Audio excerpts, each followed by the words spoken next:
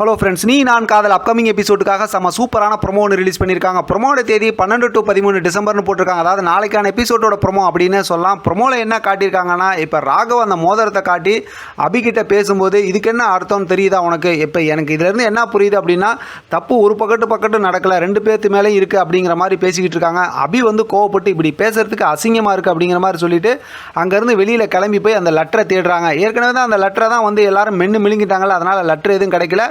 அது மட்டும் இல்லாமல் அந்த மோதிரம் வாங்கின அந்த பில்லெல்லாம் தேடி இருப்பாங்கன்னு நினைக்கிறேன். இப்போ இதுக்கு இருக்கிற ஒரே விஷயம் என்னன்னு கேட்டால், முரளியோட ஃப்ரெண்டு சங்கர் வந்து இந்த உண்மையை சொன்னால் மட்டும்தான் ராகவ் நம்புவார் அப்படிங்கிற மாதிரி யோசிச்சுக்கிட்டு ரோட்டில் அப்படியே நடந்து போய்கிட்டு இருக்காங்க. திடீர்னு பார்த்தோம் அப்படின்னா அந்த சங்கர் வந்து ஒரு இடத்துல அதாவது ஃபோன் பேசிக்கிட்டு இருக்காங்க, பரபரப்பான திருப்பங்களுடன் அப்படின்னு சொல்லிட்டு அப்படியே ப்ரொமோவை முடிச்சிருக்காங்க. ஆக மொத்தத்தில் நம்ம ஏற்கனவே எதிர்பார்த்த மாதிரி ஒரு வழியாக அபி அந்த சங்கரை பார்த்துட்டாங்க. அதனால் அடுத்தடுத்து நமக்கு ரொம்ப இன்ட்ரெஸ்டிங்கான மூமெண்ட்லாம் காத்துக்கிட்டு இருக்கு. ஆனால் சங்கரை பார்த்துட்டாலும் எப்படி உண்மையை ப்ரூவ் பண்ண போகிறாங்க அப்படிங்கிறத அடுத்தடுத்து இருக்க ட்விஸ்ட்டாக இருக்கும்னு நினைக்கிறேன். இதை பற்றின உங்களோட கருத்து கமெண்ட் பாக்ஸில் தெரியப்படுத்துங்க. தொடர்ந்து ஆதரவு கொடுங்க.